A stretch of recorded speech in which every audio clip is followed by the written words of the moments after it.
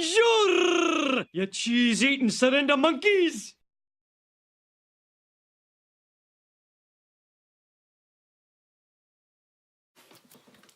Bonjour à tous et bienvenue à la Révolution française. Je suis Rabnel et avec moi Esrem Yasma.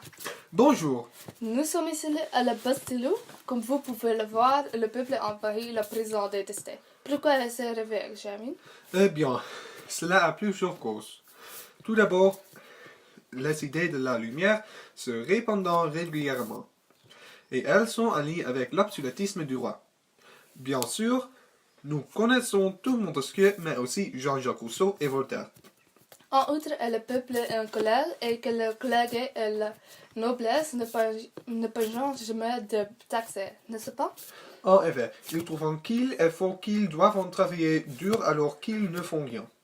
Il y a aussi le fait que les récoltes sont toujours défaillants. Un pain coûte ainsi 80% du salaire journalier. Maintenant que l'Assemblée nationale a été mise en place, le peuple est devenu plus courageux et ne soumis. La Bastille est très détestée parce que le peuple croit qu'il y a beaucoup de détenus à Ouissa. Ils savent aussi qu'il y a des aimés et de la poudre à Conan pour que puissant continuer armé. Cela défendra un symbole de cette révolution. Et ici, nous avons le vol institutionnel du couple royal. C'est le 20 juin 1791. Et les tribunes ont été abolies. Il y a aussi eu une marche de femmes parisiennes à Versailles pour demander du pain qu'il a déplacé à Paris. Je comprends parfaitement qu'ils font, ce qui est très intimidant. Cependant, je ne comprends pas pourquoi ils le font 2 ans plus tard. Peu importe. Ils sont déjà arrêtés. Tragique. Quelques mois plus tard, et le pouvoir du roi est en jeu lors de cette rencontre. L'Assemblée nationale a rédigé une constitution qui limitait le pouvoir et utilisait la trias politique et elle est sur le vote.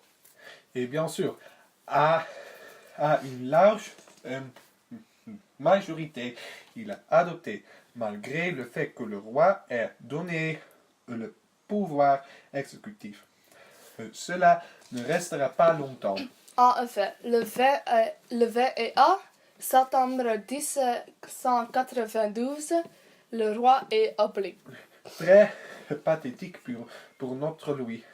Il est assis dans une coin de son palais gigantesque, pleurer. C'est pathétique. Et c'est sa tête coupée. Il est maintenant un demi-an plus tard et nous sommes assis au milieu de la période de terreur. Beaucoup de sang dessert. Vous voyez tout le monde a du sang rouge. Interrogez en sa femme. Bonjour madame, comment vas-tu? Si les circonstances sont pas bonnes, Comment le personnel pénitentiaire vous traite? avec beaucoup de haine. Je ne comprends pas pourquoi.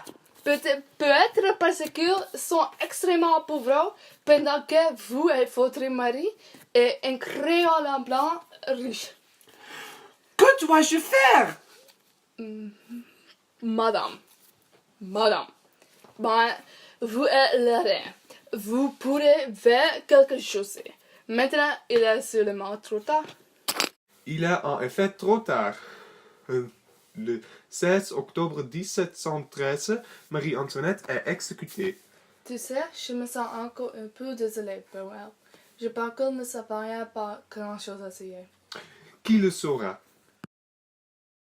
Ah oui, la réaction termine de rien. Robespierre ne se ferait pas ça. En effet, voir ce qui se passe est que la Convention nationale a terminé la période de terreur et les dirigeants vont l'exécuter. Il est 28 juillet 1794 et Robespierre est mort, et donc le règne de la terreur. Malheureusement, en 1799, un dictateur saisit à nouveau le pouvoir.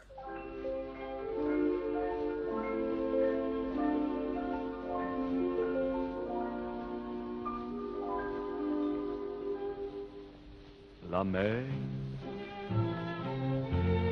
qu'on voit danser le long des golfes clairs a des reflets d'argent, la mer, des reflets changeants sous la pluie. La mer au ciel d'été confond ses blancs moutons avec les anges si purs. La mer, bergère d'azur infinie. Voyez, près des étangs, ces grands roseaux mouillés. Voyez, ces oiseaux blancs et ces maisons rouillées.